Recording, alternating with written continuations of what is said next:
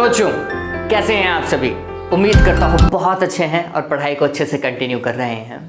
अपना ध्यान रखिए, अच्छे से रहें। मैं आपको पहले ही बोल चुका हूँ, घर से बाहर निकलें तो मास्क लगाकर निकलें, वापस आएँ तो अपने हाथ पाँव को अच्छे से धोएं, सैनिटाइज होइए, उसके बाद में सारा काम कीजिएगा।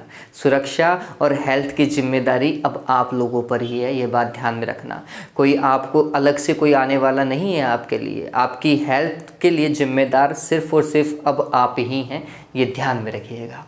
चलिए वीडियो चालू करता हूं। मैं हूं प्रशांत माहेश्वरी और fun with physics YouTube channel पर आप सभी का बहुत बहुत स्वागत है। इस पर्टिकुलर वीडियो के अंदर बच्चों आज हम छोटी सी बात पढ़ेंगे। पहला तो है इम्पॉर्टेंट फैक्ट्स अबाउट चार्ज, है ना। कुछ फैक्ट हम पढ़ेंगे आवेश के बारे में कि जब किसी वस्तु को आवेशित किया जाता है तो कौन कौन से फैक्ट हमें पता होने चाहिए। दूसरा जो टॉपिक हम पढ़ेंगे वो है स्वर्ण पत्र विद्युतदर्शी, गोल्ड लीफ इलेक्ट्रोस्कोप। ये शायद मैंने लास्ट वीडियो में भी आपको कहा था कि इन दो चीज़ों के बारे में अपन डिस्कस करेंगे। चलिए वीडियो ज़्यादा बड़ा नहीं होगा लेकिन इम्पॉर्टेंट है। ये वीडियो छोटा बनाने का कारण इसलिए है कि शायद इस बार भी अगर गवर्नमेंट जो है या फिर एजुकेशनल मिनिस्टर जो हैं अगर सिलेबस को रिड्यूस कर देते हैं तो कम से कम मैं वो वीडियो प्राइवेट कर दूंगा या डिलीट ही कर दूंगा जो आपके कोर्स से हट गए हैं। इसलिए फिर आप सीरियली सारे वीडियो को देख पाएंगे जो आपके कोर्स के होंगे। आपको अलग से छांटने की ज़रूरत नहीं पड़ेगी कि सर इसमें से कौन सा वीडियो देखें। ठीक है, ऑलराइट। चलिए तो काम करना चालू करते हैं। आज का टॉपिक सबसे पहले फैक्ट्स अबाउट चार्ज। फैक्ट्स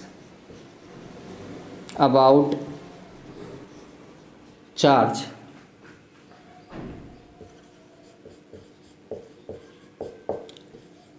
आवेश हेतु महत्वपूर्ण बिंदु। अब ये चीज़ मेरा कोई भी वीडियो अगर आप देखोगे ना तो लास्ट वाले वीडियो से बेहतर ही मिलेगा, आपको अच्छा ही मिलेगा, कुछ चीज़ नई ही देखने को मिलेगी बच्चों। मैं यही ट्राई करता हूँ कि हर बार अगर वीडियो वापस से रिपीट भी हो रहा है तो कुछ तो नया डालें ताकि बच्चे को वर्थ वॉचिंग मिले। चलिए तो सबसे पहला पॉइंट जो है इसके अंदर वो ध्यान में रखिए कि आवेश क्या होता है, सदिश राशि है या अदिश राशि है। वैसे तो आप सभी ने मेरे को रिप्लाई किया था कि सर अदिश राशि है, तो ये बहुत अच्छी बात है कि आपको पहले से ही पता है कि आवेश कैसी राशि है, एक अदिश राशि है। तो ये एक पहला फैक्ट है, हमें पता होना चाहिए। आवेश एक अदिश, और अदिश को बच्चों स्केलर बोलते हैं, राशि। ठीक है, फिर आप सभी को एक फैक्ट और पता है द्रव्यमान वाला कि अगर किसी वस्तु से इलेक्ट्रॉन बाहर निकलते हैं मतलब धनावेशित होता है, तो फिर उसके द्रव्यमान में क्या आती है, कमी आती है। जबकि अगर कोई वस्तु इलेक्ट्रॉन को ग्रहण करती है तो उसके द्रव्यमान में क्या होती है, वृद्धि होती है। क्लियर है ये बात। तो ठीक, तो दूसरा फैक्ट ये है और इसको हम एक उदाहरण के तौर पे समझने की कोशिश करेंगे। उदाहरण कैसे, दो एक समान गोले ले लो और उनसे अपन समझते हैं। तो हमने बोला कि माना दो एक समान धात्विक गोले हैं, धात्विक गोले हैं जिनमें से प्रथम गोले को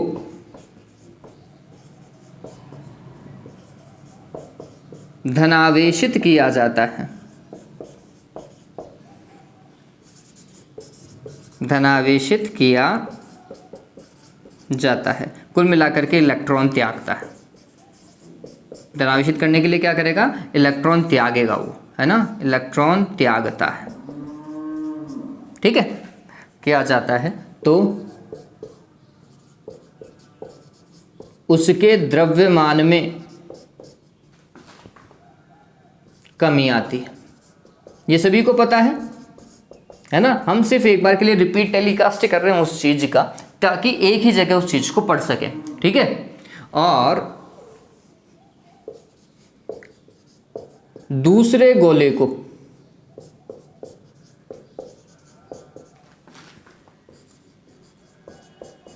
ऋणावेशित किया जाता है,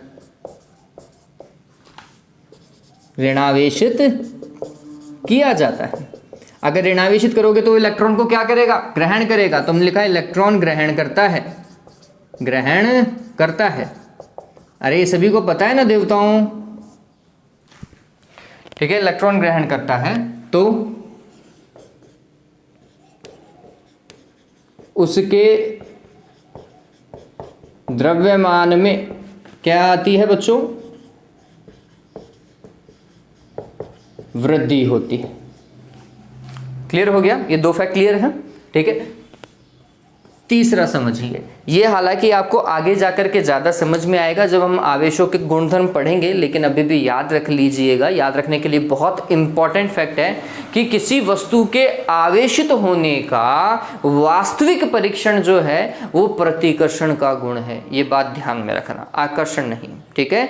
मतलब अगर हमें ये देखना है कि कोई वस्तु आवेशित है या फिर नहीं है, ये हम कैसे पता लगा सकते हैं, प्रतिकर्षण वाले गुण से ही पता लगा सकते हैं, आकर्षण वाले गुण से पता नहीं लगा सकते, ठीक है।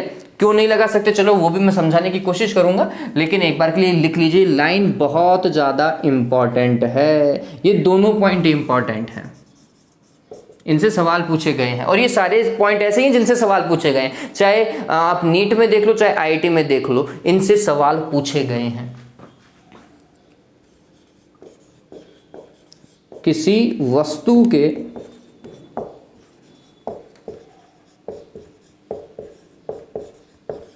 आवेशित होने का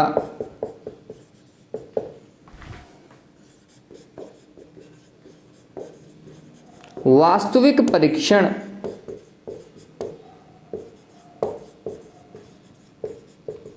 प्रतिकर्षण होता है।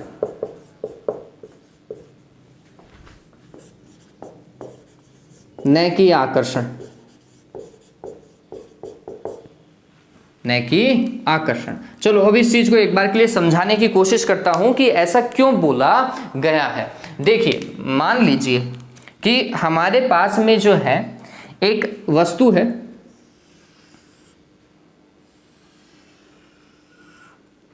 और ये वस्तु जो है वो अनावेशित है। कैसी है बच्चों, कैसी है, अनावेशित है, ठीक है।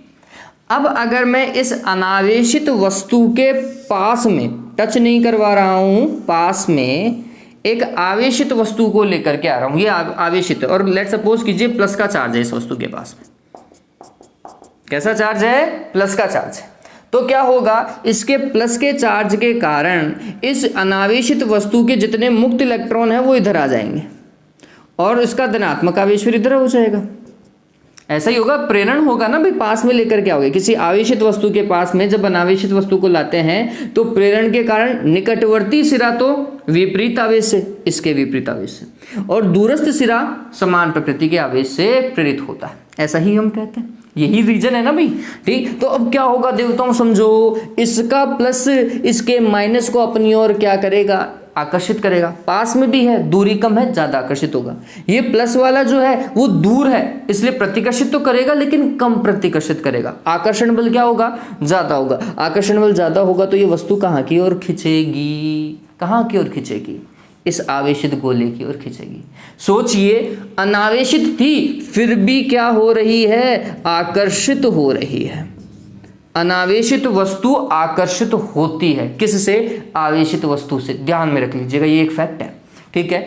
अब चलो मेरे पास में दूसरा केस लेता हूं मैं कि अब मेरे पास में आवेशित वस्तु है और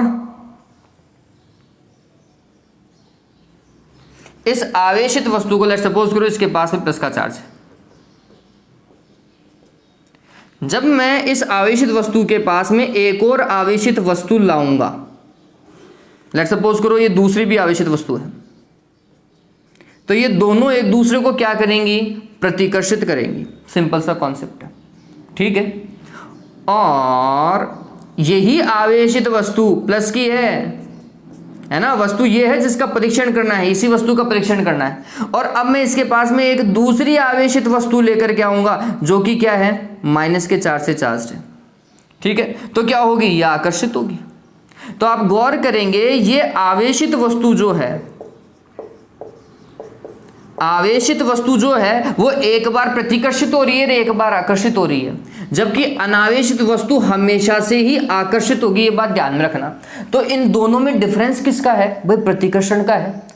आकर्षण तो दोनों ही केस में पॉसिबल है, लेकिन प्रतिकर्षण सिर्फ एक ही केस में पॉसिबल है, जब वस्तु क्या हो? आवेशित हो। तो डिफरेंस किससे पता चला? आवेश का होना या न होना किससे पता चला? प्रतिकर्षण से पता चला, आकर्षण से नहीं। आकर्षण तो अनावेशित वस्तुओं का भी हो जाता है, ध्यान रखिएगा। ठीक है, तो ये बात ध्यान में रखिएगा कि अगर कोई अनावेशित वस्तु है तो वह आकर्षित हो सकती है, लेकिन प्रतिकर्षित जिंदगी में भी नहीं होगी। ठीक है, प्रतिकर्षित तो तभी होगी जब उसके पास में कोई आवेश होगा। ठीक है, वो हम पता लगा सकते हैं। चलिए, तो ये चीज मेरे हिसाब से आप लोगों को पता चल गई। क्लियर है? ये सिर्फ समझाने के लिए है बच्चों। तो ध्यान में रखना कि किसी भी वस्तु के इलेक्ट्रीफाइड होने का, इलेक्ट्रीफाइड होना मतलब उसके आवेशित होने का सही परीक्षण क्या है? प्रतिकर्षण है। Repulsion is the important fact about electrification, है ना। चलिए, हो गया, ये क्लियर हुआ। अब देखो फोर्थ, ये सारे पॉइंट ही इंपॉर्टेंट है। वैसे अपन मोस्ट लिख चुके हैं, महत्वपूर्ण बिंदु तो वैसे तो सारे ही मोस्ट ही हैं।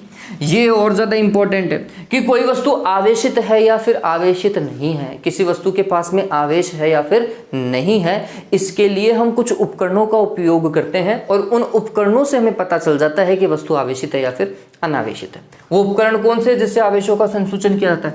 संसूचन तो पता चल रहा है ना बच्चों। संसूचन मतलब पता लगाना, डिटेक्ट करना कि भैया इसके पास में आवेश है या नहीं। ठीक है, तो वो क्या है वो समझिए। तो हम लिखते हैं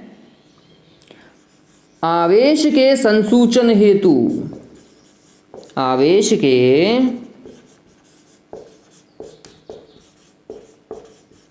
संसूचन हेतु इलेक्ट्रोमीटर कॉमा इलेक्ट्रोस्कोप, इलेक्ट्रोस्कोप को विद्युतदर्शी बोलते हैं, विद्युतदर्शी हिंदी में अगर आप प्रॉपर लिखना चाहो तो। वोल्टामीटर, वर्ड ध्यान में रखिएगा, वोल्टा है, वोल्ट नहीं है। वोल्टमीटर तो विभवांतर नापता है, ये वोल्टामीटर। तथा प्रक्षेप धारामापी, बैलिस्टिक गैल्वेनोमीटर, प्रक्षेप धारामापी का उपयोग किया जाता है, का उपयोग किया जाता है। ठीक है, ये ध्यान में रखिएगा। और इस चीज को तो हम पढ़ेंगे भी, ये हमारे कोर्स का भाग है इलेक्ट्रोस्कोप, जो आज ही हम पढ़ेंगे, स्वर्णपत्र विद्युतदर्शी। तो ये ध्यान में रखिए कि किसी वस्तु के पास में आवेश है या फिर नहीं है, वो किससे पता लगाएंगे? हम इन 4 उपकरणों से पता लगा सकते हैं। हालांकि इससे ज़्यादा भी हो सकते हैं, लेकिन हमारी बुक में इन्हीं का ही इंडिकेशन है, तो यही लिख दो भाई। एग्जाम में ज़्यादा से ज़्यादा 2 पूछेगा, इससे ज़्यादा नहीं पूछेगा, अगर पूछता है तो। ठीक है, चलिए लास्ट अंतिम जो पॉइंट है जो हमें पता होना चाहिए वो क्या है बच्चों, कि एक पॉइंट है जिसके ऊपर पीएमटी में सवाल आया हुआ है और वो हमारे बुक में इंडिकेट भी किया हुआ है। वो क्या है कि कोई सतह है, जैसे मान लीजिए कि ये तो खैर मेरे पास में प्लास्टिक की सतह है, आप इसे धातु की सतह मानिए। ठीक है, मेरे बच्चे का खिलौना है ये। तो ये कोई धातु की सतह है ना। इस धातु की सतह पर अगर एक्स किरणें आती हैं, एक्स किरणों के बारे में, विद्युत चुंबकीय तरंगें होती हैं एक्स किरणें बच्चों, है ना, विद्युत चुंबकीय तरंगें होती हैं, ये बात ध्यान रखना। इनकी तरंग दैर्घ्य 0.1 एंगस्ट्रॉम से 10 एंगस्ट्रॉम के आसपास में होती है, वो बाद में देखेंगे। लेकिन ये ध्यान में रखो कि एक्स किरणें क्या है? विद्युत चुंबकीय तरंगें हैं। और ऐसी 7 प्रकार की विद्युत चुंबकीय तरंगें आप पढ़ेंगे। प्रकाश भी एक विद्युत चुंबकीय तरंग ही है। ठीक है, तो एक्स किरण आती है, किसके ऊपर आती है? ये एक्स किरण इस धात्विक सतह पर आती है। तो क्या होता है बच्चों, जैसे ही एक्स किरण धातु की सतह पर आती है, धातु की सतह से इलेक्ट्रॉन बाहर निकल जाता है। धातु की सतह से क्या हुआ? इलेक्ट्रॉन बाहर निकला। तो बताओ ये धात्विक सतह कैसी हुई? धनात्मक आवेशित या फिर ऋणात्मक आवेशित? बताओ, सोचो। अरे देखो एक्स किरणें आई और इलेक्ट्रॉन बाहर, इलेक्ट्रॉन का त्याग हुआ, इलेक्ट्रॉन का त्याग हुआ तो क्या भाई, धनात्मक आवेशित हो जाती है। ये फैक्ट है बच्चों कि जब किसी धातु की सतह पर एक्स किरणें आपतित होती हैं तो धातु की सतह से इलेक्ट्रॉन उत्सर्जित हो जाता है तथा वह सतह धनात्मक आवेशित हो जाती है। इस चीज को सदैव ध्यान में रखना है हमें, ठीक है। चलिए तो काम करना चालू करते हैं। लिख देता हूं मैं ये कि जब किसी धात्विक सतह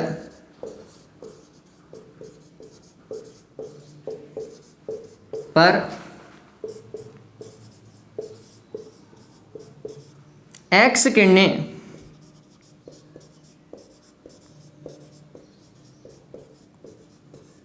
आपतित होती हैं तो धातु की सतह से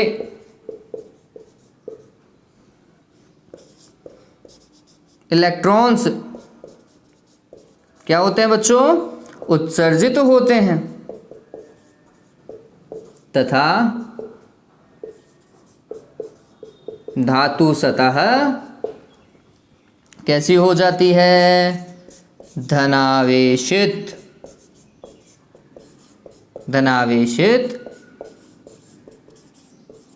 हो जाती है।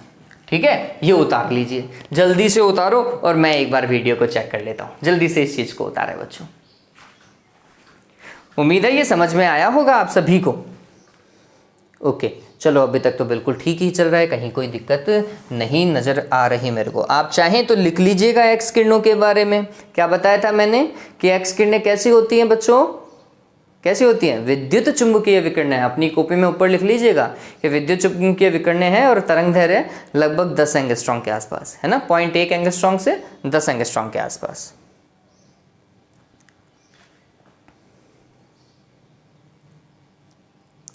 अब हम पढ़ेंगे इलेक्ट्रोस्कोप।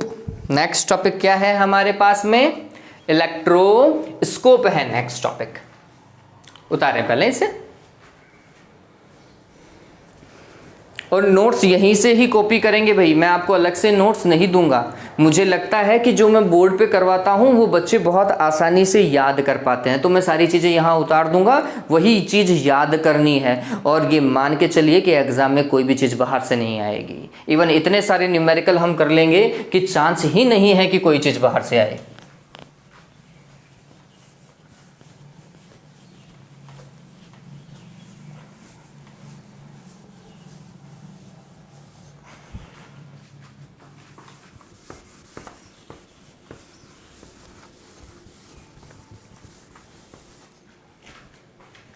हो गया, चलिए ये हटा देता हूं।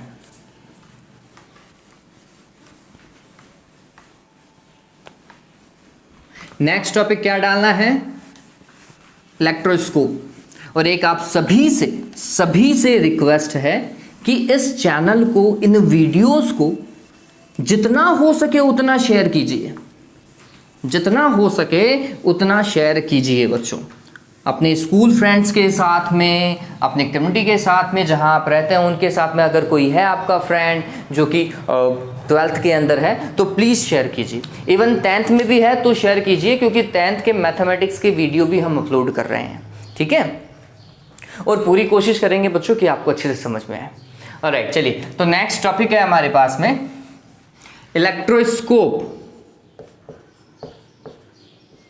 इलेक्ट्रोस्कोप जिसे विद्युतदर्शी कहेंगे, विद्युतदर्शी। और एग्जैक्ट अगर मैं लिखूं जिस इलेक्ट्रोस्कोप की हम बात कर रहे हैं वो है स्वर्ण पत्र विद्युत दर्शी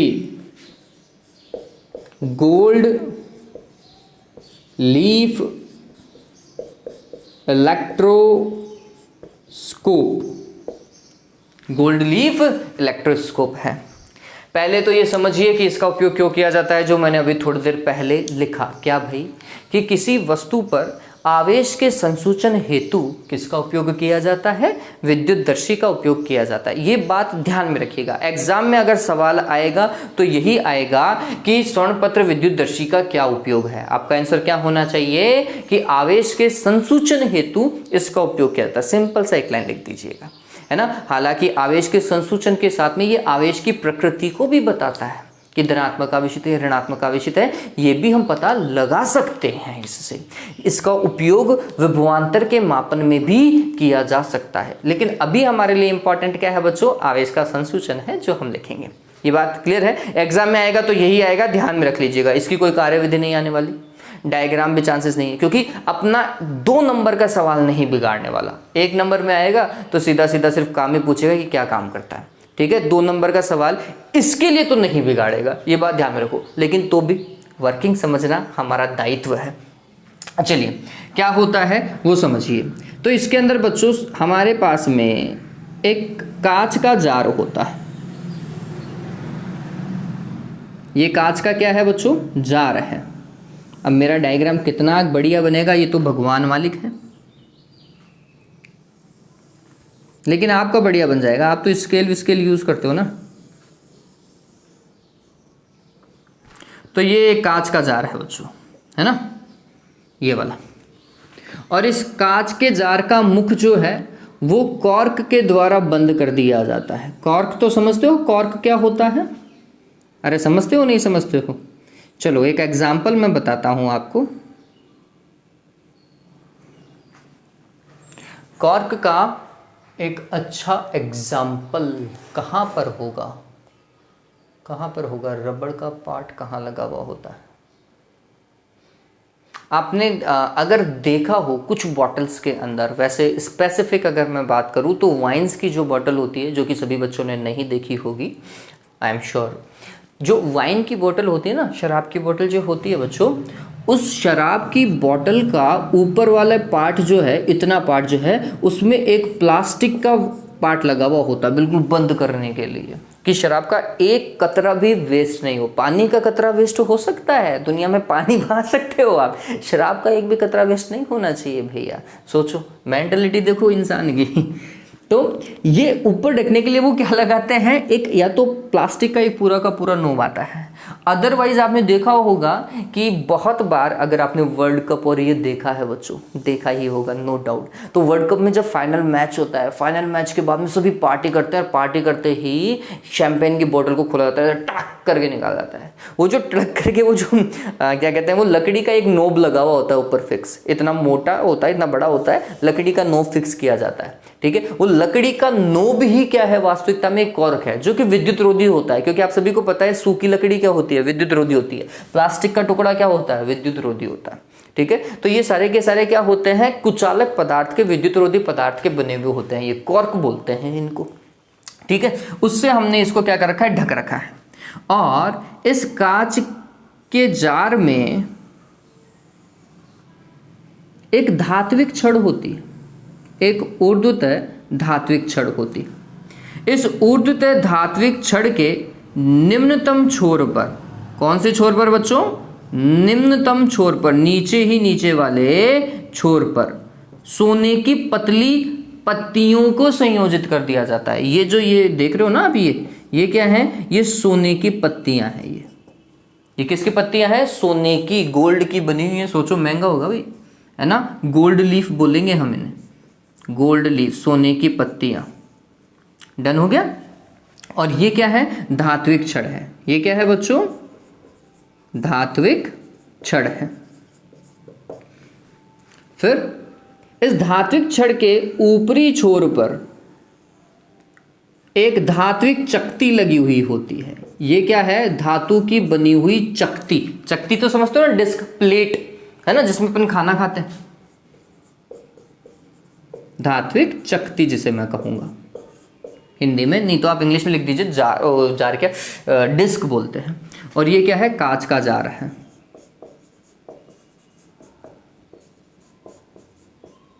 ये कांच का जार है। आप चाहें तो यहां पर टिन की पत्तियां लगा सकते हैं, और आप चाहें तो इसे भू संपर्कित भी कर सकते हैं, कहीं कोई दिक्कत नहीं है। ये यहां पर क्या है?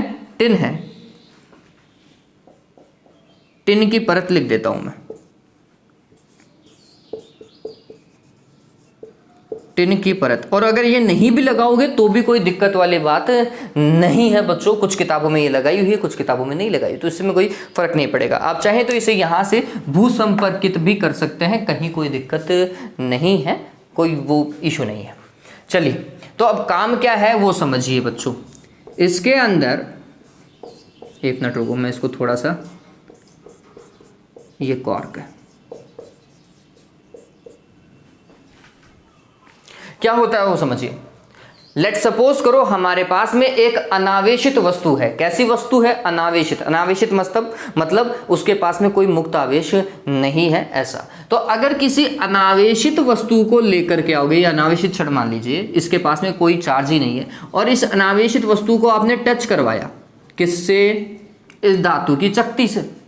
धातु की चकती से जैसे ही आपने टच करवाया तो इसके पास में कोई आवेश था ही नहीं, आवेश था ही नहीं, तो इसके पास में कोई आवेश आया नहीं धातु की चकती के पास में। तो ना तो यहाँ पर कोई आवेश आया, ना ही यहाँ पर कोई आवेश आया। तो ये जो सोने की पत्तियां थी ना बच्चों, पहले ऐसी थी, यूं थी, और अभी भी ऐसे ही दिखेंगे आपको, ठीक है? क्यों? इनकी पत्तियों के मध्य कोई विस्थापन नहीं हुआ। क्यों? क्योंकि ये जो आप लेकर के आए हो छड़, वो अनावेशित है। लेकिन अगर यही छड़ कैसी होती देवताओं? प्लस की होती। यही छड़ कैसी होती? आवेशित छड़। मैं लिख देता हूं आवेशित छड़। इस आवेशित छड़ को अगर आप लेकर के आते तो इस आवेशित छड़ का कुछ आवेश तो इस चकती के पास में जाता, और ये आवेश चकती से होता हुआ धात्विक छड़ के पास में, और धात्विक छड़ से होता हुआ कहां तक पहुंचता? गोल्ड लीफ के पास में पहुंचता, मतलब इस सोने की पत्तियों के पास में पहुंचता। और सोने की पत्तियों के पास में, इसके पास में प्लस का आवेश, इसके पास में प्लस का आवेश, एक प्लस का आवेश दूसरे प्लस के आवेश को क्या करेगा? प्रतिकर्षित। एक सिंपल सा कॉन्सेप्ट है। तो ये पहले ऐसे थी, लेकिन जैसे इनके पास में आवेश आया, ये लो ऐसे, ज्यादा आवेश आया तो ये और फैल गई, और ज्यादा आवेश आया तो ये और फैल गई। पता चला क्या? जितना ज्यादा आवेश यहां तक पहुंचेगा उतना ही ज्यादा इनके मध्य का विस्थापन बढ़ता जाएगा। इससे हमें क्या पता चलेगा? इससे हमें यह पता चलेगा कि इसके पास में आवेश है तो ये फैली, ज्यादा फैली है मतलब ज्यादा आवेश, आवेश का परिमाण ज्यादा है। बात समझ में आ गई क्या? कम आवेशित होती तो कम फैलती, ज्यादा आवेश इसलिए ज्यादा फैल गई। बात समझ में आई? क्या पता चला? आवेश का संसूचन हुआ या नहीं हुआ? हो गया, हुआ ना। ये फैली तो आवेश का संसूचन, नहीं फैलती तो आवेश का संसूचन भी नहीं। बात समझ में आ गई? डन हो गया, ठीक। तो ये एक तरीका है जिससे हम क्या करते हैं? आवेश का संसूचन करते हैं, पता लगाते हैं कि वस्तु आवेशित है या फिर आवेशित नहीं है। ठीक है ये बात। चलो आगे मैं आपको ये भी बताऊंगा कि इस टिन की परत का उपयोग क्यों किया गया है, पहला, है ना। दूसरा, इससे कैसे पता लगाया जाए कि वस्तु के पास में प्लस का आवेश है या माइनस का आवेश है, ये कैसे पता लगाया जाता है वो भी अपन डिस्कस करेंगे, है ना। ये टिन की पत्तियां क्यों लगाई जाती है वो समझिए बच्चों। इन टिन की पत्तियों से क्या होता है कि जैसे इसके पास में प्लस का आवेश आया तो इस टिन की समझना, सोने की पत्ती के पास में तो प्लस का, तो प्रेरण के कारण ये जो टिन की परत है वो कैसी हो जाएगी? माइनस की हो जाएगी, ठीक है। और यहां पे भी क्या आ जाएगा? माइनस आ जाएगा। बात समझ में आई?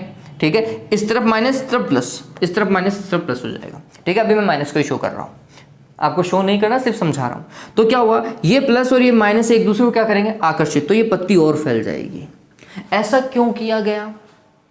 विक्षेप बढ़ गया, ठीक। लेकिन ऐसा करने का कारण क्या हुआ भाई? इसका कारण ये है कि अगर किसी वस्तु के पास में आवेश है लेकिन बहुत कम है, आवेश है लेकिन बहुत कम आवेश है, तब क्या होगा? एक तो बेचारे के पास में, खुद के पास में बहुत कम है, तो उस बहुत कम का भी बहुत कम कहां तक पहुंच पाएगा? इन तक पहुंच पाएगा। तो ये जो पत्तियों का विक्षेप जो है ना, जो ऐसे थी, ये शायद थोड़ी सी ही चौड़ी हो पाए, फैल पाए, ज्यादा नहीं फैल पाए। ज्यादा नहीं फैल पाएंगे तो हमें पता ही नहीं चलेगा, ठीक है, क्योंकि हमारी आंखें इतनी सेंसिटिव है नहीं। हम तो क्या करेंगे, अगर आंखों से देख रहे हैं, नग्न आंखों से देख रहे हैं, तो फैलाव जो है वो ज्यादा होगा, तभी हमें पता चल पाएगा कि आवेशित है या नहीं है। अगर ये पहले ऐसे थी और ये थोड़ी सी ही विक्षेप करी, हमें पता ही नहीं चला, जबकि ये आवेशित थी, ठीक है। तो हम क्या करते हैं कि भाई ऐसी दुविधा ना हो, कम वस्तु मतलब कम आवेश वाली वस्तु को भी हम पहचान पाएं, इसलिए हमने क्या किया, टिन की परत लगा दी दोनों तरफ। क्या फायदा हुआ, प्रेरण के कारण टिन पर माइनस का आवेश आ गया या विपरीत प्रकृति का आवेश आ गया, जिससे ये पत्तियां और इस तरफ आकर्षित हुई और ज्यादा फैल गई और ज़्यादा फैल गई। तो हमें पता चलेगा कि भैया ये आवेशित तो है, अनावेशित नहीं है। ठीक है। कुल मिलाकर के इस स्वर्णपत्र विद्युतदर्शी की संवेदनशीलता को बढ़ाने के लिए या दक्षता को बढ़ाने के लिए किसका उपयोग किया गया, टिन की परत का उपयोग किया गया, अदरवाइज कोई जरूरत नहीं थी। बात समझ में आई? ये क्लियर है? चलो तो अभी इतना ही लिखते हैं, फिर बाद में मैं दूसरा पॉइंट आपको समझाता हूं कि किस तरीके से हम प्लस और माइनस को डिस्कस करेंगे। ठीक है, तो काम करना चालू करते हैं। सिर्फ और सिर्फ इतना ही काम करेंगे जिससे संसूचन हो पाए। ठीक है, ज़्यादा रामायण नहीं लिख रहा हूँ, अपने डायग्राम बना दिया है, तो ये मैं नहीं लिखूंगा कि एक धात्विक शक्ति होती है, ये कांच का जार है, डिगना फलाना, ऐसा कुछ नहीं लिखना है। हमें सिर्फ टू द पॉइंट काम करना है, क्योंकि ज़्यादा से ज़्यादा अगर आएगा तो कार्यविधि आएगा, वैसे आने की चांसेस है ही नहीं। सिर्फ और सिर्फ वो डायग्राम पूछ सकता है, डायग्राम बहुत अच्छे से बनाना है। ठीक है, ज़्यादा से ज़्यादा एक नंबर में डायग्राम पूछेगा, देता हूँ, और कुछ नहीं पूछेगा। तो मेन चीज़ क्या है आपके पास में, आपको पता होना चाहिए कि इसका उपयोग क्या है। तो हम लिखेंगे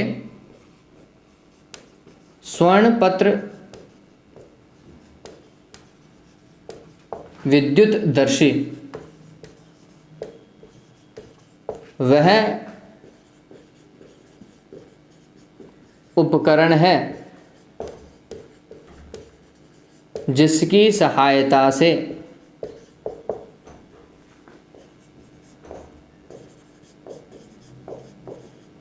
आवेश का संसूचन किया जाता है। ठीक है, अपने पर्पज से तो यही है। अपने कॉपी के ऊपर लिख लीजिए, कॉपी के ऊपर इसके क्या क्या काम है। कॉपी के ऊपर बोल रहा हूं, यहां पर नहीं, मेन हेड में नहीं, कॉपी में ऊपर आता है ना, ऊपर लिख लीजिए कि इसके काम क्या है। तो ऐसा लिख लीजिए, स्वर्णपत्र विद्युतदर्शी, स्वर्णपत्र विद्युतदर्शी। ठीक है, और ऊपर लिखने के बाद में इसके क्या क्या काम है। पहला, आवेश का संसूचन। दूसरा, आवेश की प्रकृति बताना। तीसरा, विभवांतर मापन। ठीक है, ये 3 काम कर सकता है भैया, हम अभी इसी को डिस्कस कर रहे हैं। ठीक है, पता चल गया। इस चीज को उतार लो जल्दी से, ये चीज जल्दी से उतार लो एक बार के लिए, और फिर एक साथ उतारेंगे। सिर्फ अभी इसको उतार लो अपनी कॉपी के ऊपर। ठीक है, चलो अब देखो काम करते हैं। तो इस संसूचन किया जाता है। अब मैं लिख रहा हूं कि जब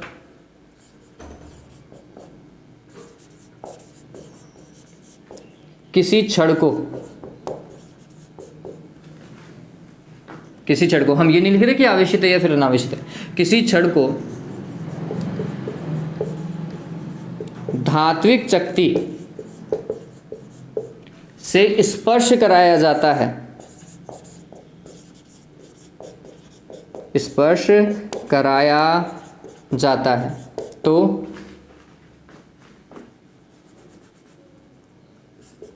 एवं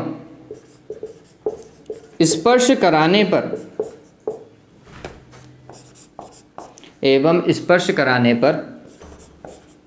यदि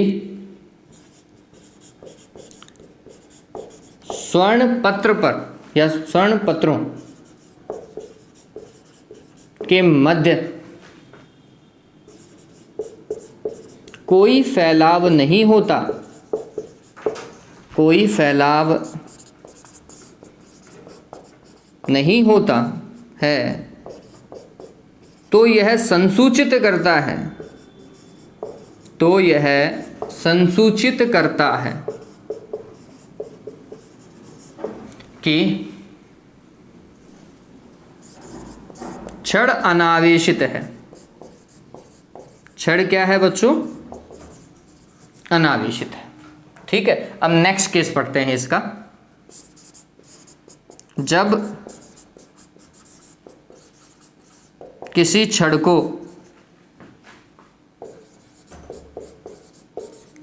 धात्विक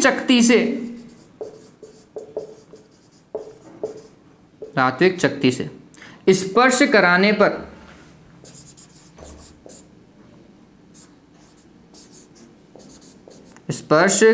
पर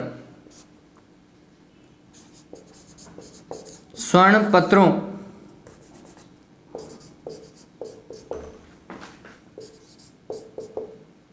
में फैलाव होता है,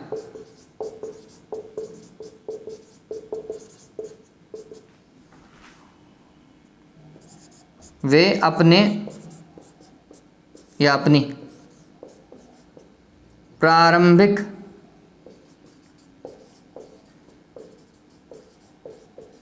अवस्था से विस्थापित होते हैं।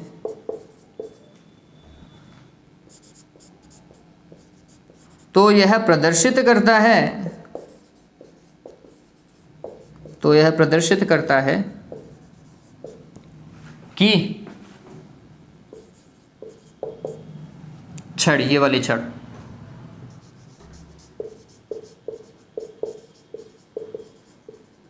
आवेशित है। ठीक है, पता चल गया। अनावेशित का भी और आवेशित का यही करना था हमें। ठीक है, काम कंप्लीट हो गया। एक बार के लिए इसे उतार लीजिए, फिर मैं आपको बताता हूं कि कैसे हमें पता चला कि इसके पास में प्लस का आवेश है और माइनस का आवेश है। ये कैसे पता चलेगा, जल्दी से उतारो एक बार के लिए इस चीज को।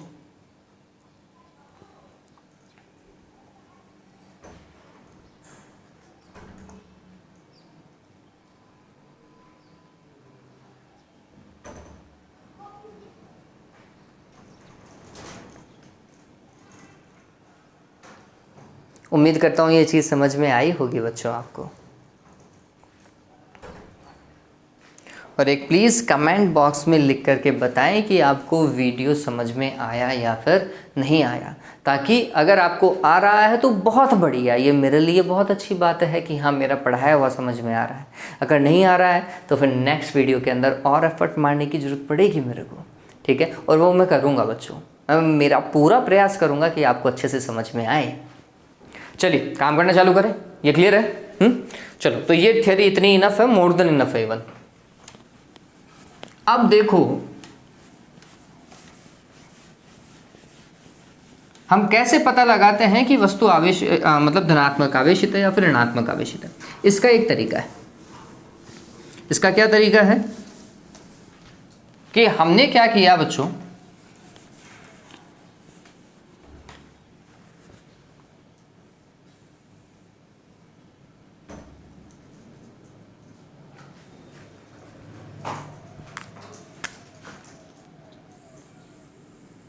ये बना देते हैं, ऐसा ही था। हम क्या कर रहे हैं, सबसे पहले खुद एक आवेशित छड़ लेकर के आ रहे हैं, ज्ञात आवेश की हमें पहले से पता है कि इसके पास में ये आवेश है। वो कैसे पता चले कि इसके पास भी यही प्लस का ही आवेश है या माइनस का आवेश है? इसका भी एक तरीका है, एक सामान्य से प्रयोग है कि जब आप किसी कांच की छड़ को, कांच की छड़ को किससे रब करवाएं? किससे? रेशम के कपड़े से, रेशम का कपड़ा। एक सिंपल सा तरीका मैं आपको बता रहा हूं कि जब किसी कांच की छड़ को रेशम के कपड़े से क्या किया जाता है, रगड़ा जाता है, तो कांच की छड़ क्या हो जाती है? धनात्मक आवेशित हो जाती है, और ये रेशम का कपड़ा ऋणात्मक। कुल मिलाकर के कांच की छड़ से इलेक्ट्रॉन रेशम के कपड़े में जाता है। क्लियर हो गया? तो अब मेरे को ये तो पता चल गया ना कि ये कांच की छड़ कैसी है, धनात्मक आवेशित है। ये तो क्लियर हो गया। ठीक है, तो अब मैं इस कांच की छड़ को यहां पर लेकर के आ रहा हूं। ठीक है, इस कांच की छड़ को हम यहाँ पर लेके आए, तो हमें पता है कि इसके पास में कैसा आवेश है? प्लस का आवेश है ना। तो हमने क्या किया, सबसे पहले एक ज्ञात आवेश की छड़ को धात्विक चकती से क्या करवाया जाता है? स्पर्श कराते हैं। स्पर्श कराते तो इसका कुछ प्लस का आवेश कहाँ चला जाएगा? इधर चला जाएगा। क्लियर? प्लस का आवेश यहाँ गया तो ये क्या हो गई? फैल गई। स्वाभाविक सी बात थी, फैलनी ही थी। ठीक है, और ये अपने जगह से फैल गई है, इनके बीच की दूरी बढ़ गई है। डन हो गया इतना। चलो अब काम हो गया। अब हम दूसरी छड़ लेकर के आते हैं और पता लगाते हैं कि उसके पास में प्लस का आवेश है या फिर माइनस का आवेश। इसका काम तो हो गया क्या? अब दूसरी छड़ लेकर के आए। दूसरी छड़ लेट सपोज करो माइनस के आवेश की थी। दूसरी छड़ कैसे आवेश की थी? माइनस के आवेश की थी। अब जैसे ही आपने इस दूसरी छड़ को स्पर्श करवाया, किससे? धात्विक शक्ति से, तो माइनस का आवेश इसके पास में गया क्या? पहले कौन सा आवेश था? प्लस का था। अब कौन सा गया? माइनस का गया। तो गौर करना, सपोज करते हैं कि पहले प्लस का 10 माइक्रोकूलम था, पहले प्लस का क्या था? 10 माइक्रोकूलम था, और जैसे ही माइनस का आया तो यहां से इसका 4 माइक्रोकूलम आ गया। ठीक है, तो 4 माइक्रोकूलम माइनस का इधर आया। ठीक है, तो अब कितना बचा? 6 माइक्रोकूलम। क्लियर है ये बात? गौर करो, इन पत्तियों के पास में आवेश पहले ज्यादा था और अब क्या हो गया? कम हो गया। ठीक है, तो आवेश ज्यादा था तो ये ज्यादा फैलाव कर रही थी, आवेश कम होगा तो ये क्या हो जाएंगी? सिकुड़ जाएंगी, एक दूसरे के पास पास आ जाएंगी। बात समझ में आ गई? क्लियर है? तो अगर यहां पर विपरीत प्रकृति का आवेश लेकर के आ गए, विपरीत प्रकृति का आवेश लेकर के आएंगे तो सोने की पत्तियों के बीच का फैलाव कम हो जाएगा, वे सिकुड़ जाएंगी। पता चल गया क्या माइनस का आवेश? क्लियर हो गया? क्योंकि पहली वाली जो छड़ मैं लेके आया था वो मेरे को पता था सोने, ये प्लस के आवेश वाली थी। दूसरी छड़ का ही तो नहीं पता था ना कि प्लस की है या माइनस की है, तो हम दूसरी वाली छड़ लेकर के आए, मेरे को पता नहीं ये कैसी थी। लेकिन जैसे मैं इसको चकती से स्पर्श कराता हूं और इनके मध्य का फैलाव क्या हो जाता है? कम हो जाता है। तो मेरे को पता चल गया कि इसके पास में जो आवेश है वो विपरीत प्रकृति का है। विपरीत मतलब माइनस का। क्लियर है? चलो, अगर आप ये जो छड़ लेकर के आए ये प्लस की होती तो क्या होता?